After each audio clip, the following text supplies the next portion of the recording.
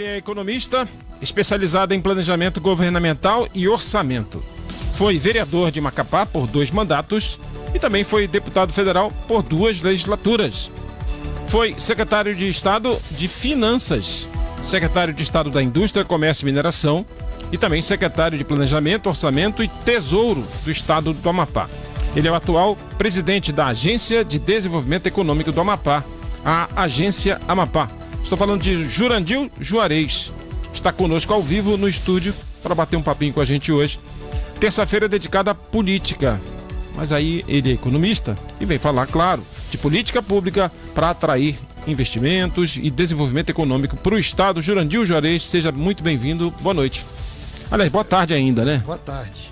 Boa tarde, Kleber. Boa tarde a toda a equipe. É um prazer estar aqui com você nessa nova empreitada sua dentro do jornalismo aqui do Amapá. Deve ter o mesmo êxito que você teve em todas as outras experiências que você já fez, já trabalhou e foram exitosas. Aliás, até fiz essa brincadeira semana passada, né? Que você foi pé quente também com outro projeto do Conexão, foi sócio fundador do Conexão Brasília, que acabou mudando um pouquinho de nome, né? Se chama Conexão. Conexão Brasília é um quadro dentro do projeto maior, que é o Conexão. Mas queria realmente agradecer sua vinda e eu fiz um registro também da sua, como você foi ético, né, e discreto na semana passada, na véspera de ser anunciado presidente da agência. Você falou com a gente aqui por telefone, mas não entregou de jeito nenhum, né? Não deu spoiler. Faz parte, né, do protocolo. A gente, mesmo as coisas já consolidadas, ajustadas todas, mas sempre a autoridade política maior é que deve ter o privilégio de fazer os anúncios. Porque senão acaba criando até uma situação de desconforto, né? Porque você está anunciando uma coisa que ainda vai acontecer. Então eu sempre me preocupei com isso. Eu sei que não tem lá essas importâncias todas, né? Mas eu acho que é um respeito que a gente demonstra não só em relação à autoridade, mas também à vida pública, que é de interesse de todo mundo. Aliás, pronto, então a gente podia começar esse bate-papo aqui falando disso. Você vira e mexe devido a sazonalidade aí dos governos. Eu estava vendo aqui que você foi secretário de Estado das Finanças, é quando se chamava Finanças, né? Isso. Depois mudou de nome várias vezes. Isso no governo de Nova da Costa. Foi, Nova da Costa. Cara, faz tempo. Então, no sentido de que você como empreendedor, você como profissional liberal, o mercado, ele realmente, não é que ele espera muito, não é que ele dependa muito. Qual é a dependência, afinal, das decisões políticas para a vida do mundo corporativo? Aqui no Amapá, a força do poder público é muito grande, não é? Pela história, não é? Os nossos primórdios são todos ligados ao poder público comandando. Mas mesmo com a transformação do Estado, que seria de se esperar que houvesse um pouco mais de participação da iniciativa privada, mas mesmo assim o poder público ainda produz quase metade de toda a riqueza que é produzida no Estado. Essa é uma força muito grande, nós temos um PIB pequeno e isso significa que a participação, aquilo que o governo faz é tão importante que cada crise que o governo tem se reproduz em termos econômicos em toda a sociedade amapaense. Bom, dados do CAGED há um tempo atrás mostraram que já não era mais o poder público quem mais gerava emprego, já é iniciativa privada no Amapá. Não somos também essa repartição pública gigante assim. Não, na verdade, se você for pensar pelos agentes econômicos do setor primário e terciário, continua sendo o poder público. Ele já não é mais, não tem mais a maioria absoluta, não faz mais da metade, não é? Uhum. Mas ainda é o maior empregador, a iniciativa privada nos diversos setores, e também considerado que no governo você não tem essa distinção de trabalhador formal e trabalhador informal. Uhum. Na iniciativa privada tem aquele que não é carteira assinada e é considerado trabalhador porque ele tem uma atividade. Aliás, aqui no Amapá o trabalho informal é muito forte. Uhum. Agora, isso que você falou é uma coisa muito nossa, é uma peculiaridade nossa, né? Aqui, por exemplo, nós temos as datas de pagamento do funcionalismo, é notícia em veículos de comunicação como o rádio. J-Ney é o mestre aí de anunciar as datas de pagamento. Perfeito. Isso é histórico, não é? De se saber porque o comércio se prepara, os serviços se preparam. Então a gente tem aquele período exato em que depois que saiu o pagamento, né, se usa essa mesma expressão no comércio. Saiu o pagamento, a gente sabe que vai melhorar o movimento. Continua sendo preponderante, quer dizer, ninguém coloca ao mesmo tempo e só de uma vez tanto dinheiro em termos de pagamento de salários e de vantagens do que o poder público. Por isso, ele regula também a atividade comercial a partir desse pagamento que é feito, que é substancial. Muito bem, eu também repercuti na coluna que a gente assina aqui no jornal Diário do Amapá, na coluna Argumentos, que nessa composição do governo, os partidos que ajudaram o Clécio na campanha, agora também ajudam na governança do Estado. Mas uma curiosidade que você é filiado ao Republicanos, mas a sua indicação foi do União Brasil. Foi do União Brasil, e a circunstância é que tem uma relação de parceria política com o senador Davi. Na verdade, a indicação foi do senador Davi, né? Claro que com toda a receptividade, por conta também da forte aliança política que une essas duas grandes lideranças, que são o senador Davi e o governador Clécio, pela União Brasil, né? Que o senador Davi era do União Brasil. Mas, na verdade, foi uma circunstância muito particular a minha saída do União Brasil, porque o União Brasil não lançou candidatos a deputado federal. E eu pretendia disputar a eleição. E aí eu fui convidado pelo Republicanos e, em razão disso, eu me filiei no Republicanos. Mas ficaram, né, boas relações lá no partido, na agremiação anterior, sempre, né? Sempre, muito boas. Muito bem, e aí quando surgiu o convite, aí teve, claro, um despacho, teve uma conversa, uma reunião com o governador, o que particularmente o governador, naquilo que o senhor pode nos revelar, qual é a missão, qual era o papel, qual é a postura que a administração Clécio Luiz pretende dar e falar com o mercado? Bom, primeiro eu queria registrar o entusiasmo do governador com esse governo novo que se instala, com referência às possibilidades econômicas do Estado. E posso lhe dizer, com toda a franqueza, que isso me levou muito a também me entusiasmar para colaborar. Eu vejo uma visão muito clara de um processo que pode ser instaurado, que pode ser conduzido pela administração pública. E também uma certa raridade, né? Claro que não é a primeira vez, mas é a primeira vez que eu vejo assim com tanta convicção de que o Estado, no caso o governo do Estado do Amapá, induzindo o Estado, o poder público do Estado a fazer a alavancagem, acreditar que pode fazer a alavancagem do desenvolvimento econômico. Então esse entusiasmo ele é contagiante, eu vejo isso até hoje. Todos os atos que são do governo, né, que tem o protagonismo do governador Clécio, nós vimos isso ontem no Carnaval, quer dizer, ele aproveita para mostrar a realização do governo como um todo.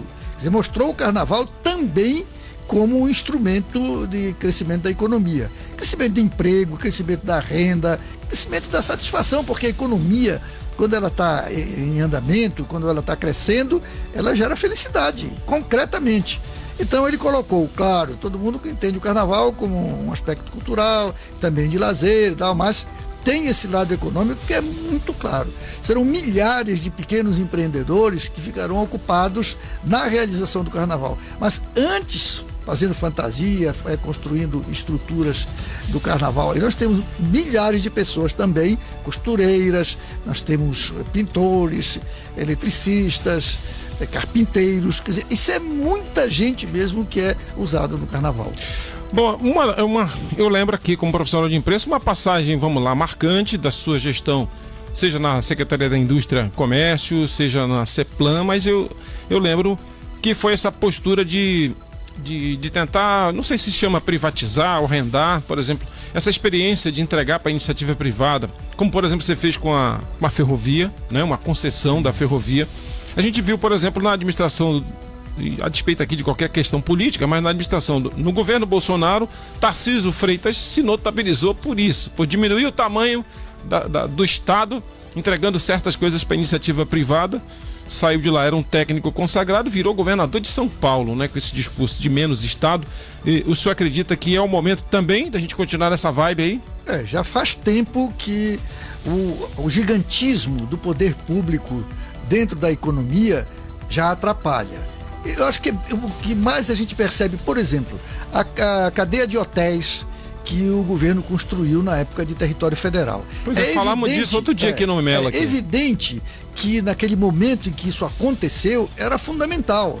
Nós não tínhamos nenhum equipamento de hospedagem aqui, não tinha, na verdade, não tinha nem casa para morar, né? Seria mais ou menos quando chegou o Dom Pedro, o Dom João VI, que o PR, né? Ponha-se na rua, que era príncipe e regente, mas era para tomar a casa daqueles moradores que não tinha onde acomodar a corte. Então, quando veio o governo do território para cá, não tinha onde ficar as pessoas. Então, o governo construiu casa para os seus funcionários, e as outras pessoas que viriam, onde se hospedariam? Aí precisava mesmo. Mas foi feito, o que é bom que se registre, que foi feito um hotel com estrutura de grande cidade, com perspectiva de futuro. Depois se fez a mesma coisa em todas as sedes municipais. Então, era um momento em que a atuação do poder público precisava acontecer, era necessário.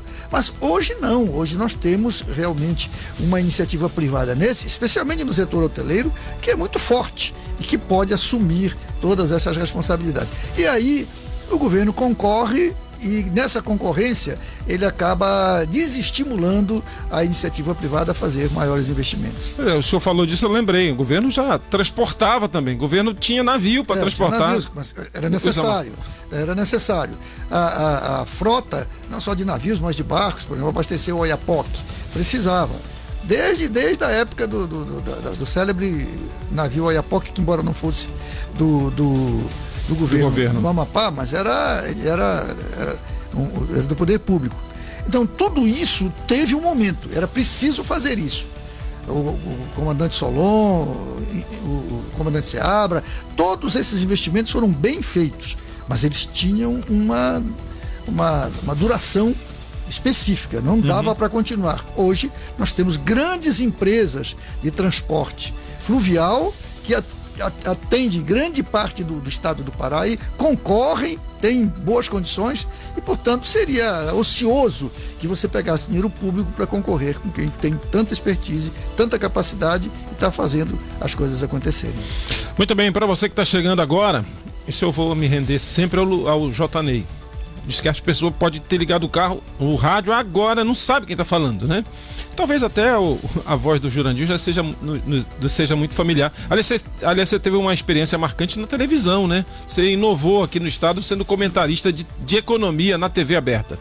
Perfeito, é uma experiência positiva. Eu não posso dizer que foi, porque na verdade eu tenho compromisso. Ainda tem? Compromisso com o SBT, mas por circunstâncias, né? Primeiro por problema eleitoral, que eu sempre procuro, como eu tenho lado, não é? Eu sou um comentarista, mas eu tenho lado. Qualquer notícia que eu dê que seja desfavorável, o lado contrário ao meu, vai sempre dizer que eu tô, e com razão, não é? Que eu tô falando assim, porque eu sou contra. Então eu preferi ficar fora do horário do meu comentário. E depois é que eu tive que fazer um tratamento dermatológico, eu acompanho, né, um problema que eu tive de saúde, que eu faço tratamento, e isso realmente fica muito, muito feio de aparecer na televisão, né? Aí eu fiquei de fora, eu vim hoje aqui com você porque eu tirei os pontos, já estou sem os pontos hoje aqui, já estou sem o curativo. Eu vi que será, no dia da posse ainda estava com uma bandagem. Né? Mas olha, Jurandir, tem uma situação que, vamos lá, quase um paradoxo, né? O Amapá, nessa posição insular, praticamente, do Amapá, isolado do restante do país. Há quem ouve no curso da história quem dissesse, não, a gente tem que olhar para os nossos vizinhos da Guiana Francesa. Aí depois, não, nós temos que olhar para o sul, para o estado do Pará, nós temos que investir em asfaltar a BR-156 no trecho sul, a ligação para o restante do continente, o restante do país. Enfim, quais seriam os nossos parceiros comerciais ideais? E lembrando aqui, eu vi que no editorial aqui você ficou atento ao comentário que a gente fez, repercutindo aqui o fato de Brasil e Argentina poderem ter uma moeda única, enfim. Fala pra gente a nossa situação geográfica no nosso continente.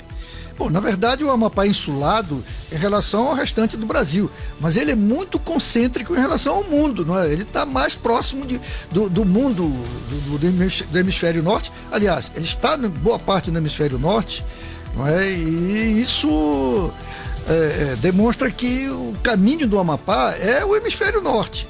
Mas é óbvio, né? Com toda essa ligação que nós temos, quer dizer, nós somos um pedaço do Brasil expressivo, né? Então nós não podemos descuidar. Depois, com a globalização, é muito difícil a gente dizer qual é melhor, se é para o sul ou se é para o norte, né? Mas ficou claro que durante todo esse tempo, o Amapá vai fazer 80 anos como unidade federada. Claro, uma boa parte como território, mas já tem uma boa idade agora, né? A nossa, entre aspas, independência vai fazer 8 anos. Exatamente. 80 anos. Então, essa maturidade que se esperaria que com a criação da unidade federada pudesse acontecer, não veio. E nós estamos experimentando, eu imagino que nós estamos começando agora um novo ciclo na história econômica do Amapá, porque também um novo ciclo da política. Pois é, às vezes quando a gente está vivendo, está no burburinho do que está acontecendo, a gente nem percebe, mas tirando um olhar com fases dos historiadores, mostrar o seguinte: é a primeira vez que você tem uma continuidade, ou seja, um grupo político ganhou a eleição, mas não é uma continuidade no sentido de que vai perpetuar os mesmos procedimentos que existiam antes. Quer dizer, é a primeira vez que sai um governo que o que entra não é de oposição, mas está se aproveitando, isso assim com muita clareza, de todos os ganhos, né, da vitória política, mas implementando uma diretriz própria. Isso é a primeira vez na história. Então, eu acho que se nós pudéssemos fazer a história por ciclos, se não fosse uma coisa que é tudo misturado mesmo, não dá para separar, mas para efeito didático, se dissesse assim, olha, nós tivemos o período do território federal até a década de 70, foi progresso. Nós chegamos a ter pleno emprego, existia aqui realmente uma sociedade de bem-estar. Temos que deixar isso com muita clareza. Foi muito bom viver no estado, por exemplo, quando eu estudei, né, na minha juventude, teve coisa assim muito boa acontecendo aqui. Aliás, agora, a década de 70 demonstrou que a falência do modelo território. Mas nós não conseguimos fazer a transição. Quando surgiu o Estado, e surgiu, como se sabe, na criação da nova Constituição, nós não fizemos a transição. O paizão, a União, nos liberou, mas assumiu todos os nossos custos.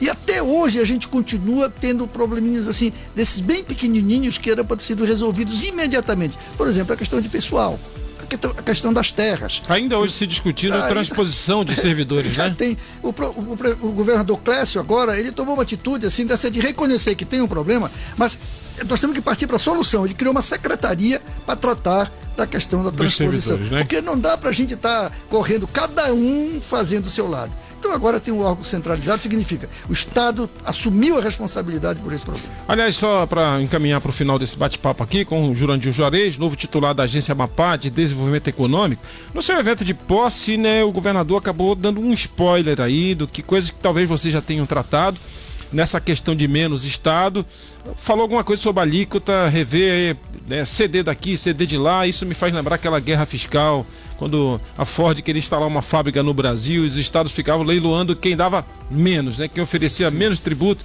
o que está proibido, né? Guerra fiscal está proibido no Brasil hoje. Na verdade não há proibição, aqui não há consenso, não é? Como não há consenso, ninguém pode fazer. Então tem um acordo, né, em nível do CONFAS, e que ninguém pode oferecer mais vantagem. Não há mais essa competição. Muito bem. Sim, do que o governador já deu pista aí. Querosene de aviação, ele falou alguma coisa no seu evento de posse que eu lembro de alguma coisinha lá, tem a ver com tributação, do Estado reduzir aqui para ganhar mais, para ser mais competitivo, tem isso, né? Eu poderia citar uma experiência que eu tive. Eu negociei como secretário de Indústria e Comércio a instalação de uma fábrica de cimento aqui. Não era um grupo que fosse fazer uma experiência, não. Era o grupo João Cunha que vinha se instalar assim com uma fábrica aqui. Tudo ficou pronto para que isso acontecesse. E por um detalhe mínimo, nós fizemos um acordo que haveria isenção do ICMS durante 15 anos. E quando saiu o decreto, saiu com 10 anos. Eles desistiram, foram embora. Não era pela diferença, eu tenho certeza. Tá? Mas... Quebra da palavra. Era quebra da palavra. Quer dizer, então, essa falta de sintonia entre aqueles que acreditam, e eu também continuo acreditando, que nós temos que gerar impostos aqui para sustentar a máquina pública com todas as suas obrigações, mas nós temos que ver o seguinte: quanto é que a gente arrecada hoje pela produção de cimento? Nada, zero. Ou seja, se você passar 10 anos ou 15 anos sem receber, não tem problema nenhum, porque você não tem mesmo, como está acontecendo hoje. E a fábrica foi para Miritituba. Então, nós temos que ter uma política consciente de que, por exemplo, no caso da modernização das micro e pequenas empresas, isso é o Brasil inteiro tem políticas de fomento, de desenvolvimento das micro, das pequenas e dos MEIs. Mas quando uma microempresa quer se modernizar, quer comprar equipamento novo, ele paga um ICMS extraordinário aqui para o Amapá. Aí se diz assim, não, mas ele tem que pagar mesmo, porque não tem ICMS. Bom, mas a pergunta que se faz é o seguinte: quando o microempresário está produzindo manualmente, produz pouco, não tem competitividade, não está moderno no setor dele, quanto é que ele paga de ICMS? Zero. Aí se você continuar recebendo zero, mas ele aumentar o emprego, ele aumentar a competitividade, ele aumentar a sua produção, indiretamente você está também produzindo mais ICMS. Por isso é importante rever o que nós temos hoje de política estadual, de incentivar ou continuar não incentivando novos empreendimentos. Muito bem, olha, o nosso tempo é muito curto aqui. O Mário Brandão é vereador, né, lá em Santana, tá ligando para cá. Solta aí, tá no amarelo aqui, acho que ele quer falar com o senhor. Ô vereador Mário, boa noite. Peraí, não tá saindo aí, só um instantinho.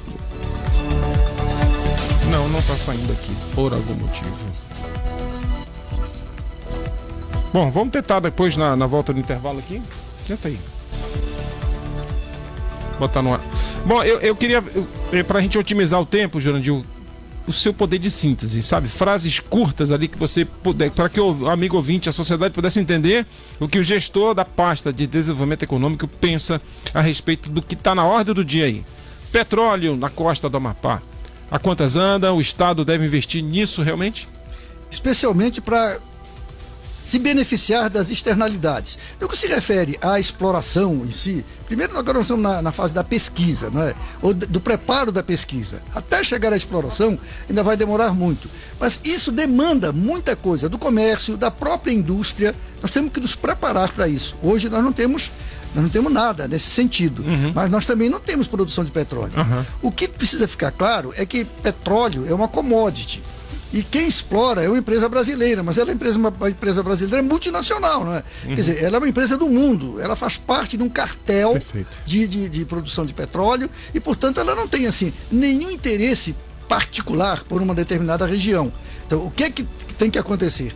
Quem tiver o petróleo se habilite para reivindicar, mas também para se apresentar lá, diz, olha, eu quero participar desse processo aí. Não pode esperar que apenas a Petrobras traga os benefícios. Não vai acontecer. Vamos ao Mário Brandão, de Santana. Pois não, vereador? Boa noite, Kleber. Boa noite. Boa noite, Kleber. Boa noite, secretário Jurandir Juarez. Boa noite, vereador. Já escutei, assisti a sua entrevista semana passada e agora essa sua entrevista. Eu, em nome dos santanenses, eu vou falar assim, porque eu sou presidente da Comissão Econômica da Câmara de Vereadores de Serviço Público. Eu estou muito feliz com a sua fala, estou muito motivado, estou confiante no governo Clécio, com o potencial que o senhor tem. Eu tenho debatido bastante essa questão econômica no Estado. Nós temos que sair do assistencialismo e ir para o empreendedorismo. Eu tenho defendido a questão do distrito industrial e se não tiver essa pegada industrial, fica muito difícil. E se eu estar falando da questão econômica, o carnaval traz economia sim, né? O carnaval traz economia. Agora, se não der, secretário, para resolver essa questão desses elefantes brancos que tem no distrito industrial, vamos começar a trabalhar com o distrito municipal, começar a descentralizar o governo, levar para os municípios. Santana tem um potencial muito grande, mas não é só o nome, não precisamos mais ficar só no discurso, precisamos realmente colocar em prática. Eu era moleque, eu tenho 55 anos, eu era moleque quando se falava que o Porto de Santana ia ser a salvação do estado do Amapá, e até hoje não foi a salvação. Então vamos ganhar no volume, vamos atrair as empresas, vamos colocar um portfólio do estado, o município, o estado, dar o incentivo para atrair as indústrias, atrair as empresas, para gerar emprego para o nosso povo. É isso que eu tenho falado, estou muito confiante no senhor, eu sei do seu potencial e com certeza esse governo vai tirar vai sair do assistencialismo e vai para o empreendedorismo. Parabéns pela fala. Quero que fique em prática. Eu estou aqui em Santana para ajudar a desenvolver o município do estado do Amapá. Um forte abraço, parabéns, Kleber, pelo programa. Obrigado, vereador. Muito obrigado. Boa noite. Bom, você foi citado, quer usar o direito de resposta, né, Jurandir? Não, eu fui citado, mas fui citado com tanta elegância e de forma elogiosa que eu tenho que agradecer, né, ao vereador Mário Brandão, que tem uma atuação muito forte no município de Santana, ele também como empreendedor, e certamente essa preocupação que ele expressa da necessidade de crescer, eu não diria sair do assistencialismo, porque na verdade uma das funções do Estado é prestar assistência às populações mais desvalidas. Não é? Tem rubrica então, para tudo, né? Inclusive para assistência social. Exatamente. Então, transferência de renda continua sendo uma obrigação do poder público. Nós temos mais de 50 milhões de brasileiros em estado de pobreza que precisam ser assistidos. Maravilha. Agora, não dá para ser uma política perpétua, não pode ser assim. Então, por isso, quem é que produz emprego? É a empresa. Então, você tem que estimular. Para diminuir a pobreza, no curto prazo, você faz transferência direta de renda. Mas no médio e no longo prazo, você tem que partir para a geração de emprego. Síntese mesmo agora, hein? Tente aí, por favor. Renca, a favor da abertura ou não? Eu acho que nós temos outros assuntos aqui para estar tratando. Quer dizer, a Renca é uma questão federal, precisa ser olhado pelo governo federal. Tá. Nós não temos nenhuma agilidade para mexer com essa coisa de Renca. Eu não estou defendendo de que não deva se fazer exploração econômica. O que eu estou dizendo é que para o estado do Amapá, hoje, isso eu não vejo como uma prioridade. Eu veria muito mais você organizar o setor produtivo. Por exemplo, a colocação do vereador Mário Brandão, o distrito industrial. Na verdade, nós temos uma coisa que nós chamamos de distrito industrial, quer dizer, um apelido que a gente deu para uma área que nós sabemos que quem conhece distrito industrial sabe que ali não tem distrito industrial. Além de ser muito pequeno, não tem nenhuma infraestrutura e nem tem o estatuto legal de ser um distrito industrial. Nós estamos pensando seriamente, o governo do estado está pensando seriamente em levar para o outro lado do Rio Matapi, mas no município de Santana, que é precisa ficar claro o seguinte: um distrito industrial só pode ficar no município de Macapá, para ter os incentivos, só no município de Macapá ou no município de Santana, que são os dois municípios que têm a área de livre comércio e tem a Zona Franca Verde. Bom, assunto que não falta, né? Política pública para desenvolvimento econômico também não falta. O nosso tempo aqui é curto. Vamos ver se a gente organiza para uma outra volta vinda sua aqui, ou no sábado no Conexão, que é um pouco mais amplo, para a gente estender um pouco mais e abrir realmente essa... Aliás, o Mário Brandão falou uma coisa, eu lembrei, não sei quem era a administração das docas, mas tinha um outdoor em Belém do Pará, dizendo assim: pode produzir que a gente exporta. Companhia Docas, eu não sei se era a época talvez a gestão das docas do Pará, né? Também teve isso, também né? Era programa de governo, né? Era, programa né? de governo, incentivo às exportações. Mas essa postura aguerrida pra cima, fala pro mercado. Jurandir, muitíssimo obrigado por ter vindo pessoalmente aqui no estúdio da Diário e do programa Ponto de Encontro, e até qualquer hora. Até quando você quiser, mas eu queria agradecer pela gentileza do convite e dizer que não só pessoalmente, né, eu tenho um apreço muito grande pelo seu trabalho e por você pessoalmente, mas também pela obrigação que eu tenho como gestor público agora de dar satisfação para a sociedade daquilo que, pelo meu lado, mas também pelo entendimento que eu tenho de governo, de informar. Obrigado mesmo.